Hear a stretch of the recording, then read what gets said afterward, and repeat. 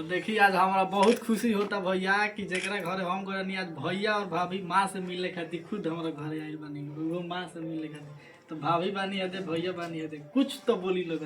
तो माँ से मिलके बहुत अच्छा लागल भाई। ऐसे कि मम्मी कहत रही है का कि तनी बाबू बुला के लिए हम है कि हम सोचत रहनी कि एक बार दीपक बवाली हमारा घरे आए है कि आईडी हम देख लेम का प्रॉब्लम बा पैसा कमाए लगन तो हम जरूर मम्मी से जाके कहम कि मम्मी रारू बेटा पैसा कमाए लगनी रहुआ टेंशन मत ले। तो आज मम्मी से मिलके बहुत अच्छा लागल बा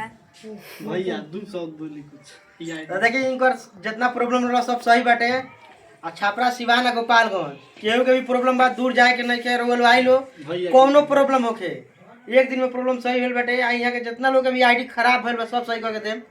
आ दूर कहीं नहीं जाए के दूर हो जाए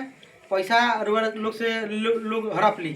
दूर जाए तो जितना पैसा लोग मांगी उतना दी। हम गाँव जवार के बानी बस हमारे खर्चा को पैसा देम जितना मन करे उतना भ आ काम राउर हम पूरा करके देम केहू के हम फंसे नहीं दे ठीक बा। आ जेकर भी कोनो काम होके सही से आई लो आ काम कराई लो खैराज हम घर हमनी के मोहम्मदपुर के लगे वहाँ आके अपन आ सकते हैं ठीक बा।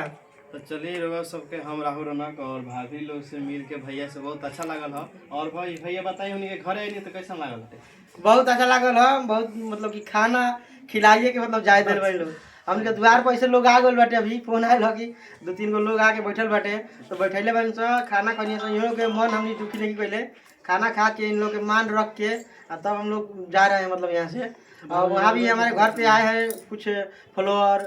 उनका काम देखना है उनको क्या प्रॉब्लम है सब देखना है तो हम यहाँ से जाएंगे थोड़ी देर के बाद। और यहाँ के देखी ये दीपक बवाली के मम्मी जी बानी और यहाँ के वीडियो देख ले हमने पहलू से बानी सा अच्छा लागत है बहुत अच्छा लागत रहा वीडियो। तो हमने सोची सर कि मिली दीपक बवाली कहत रहलन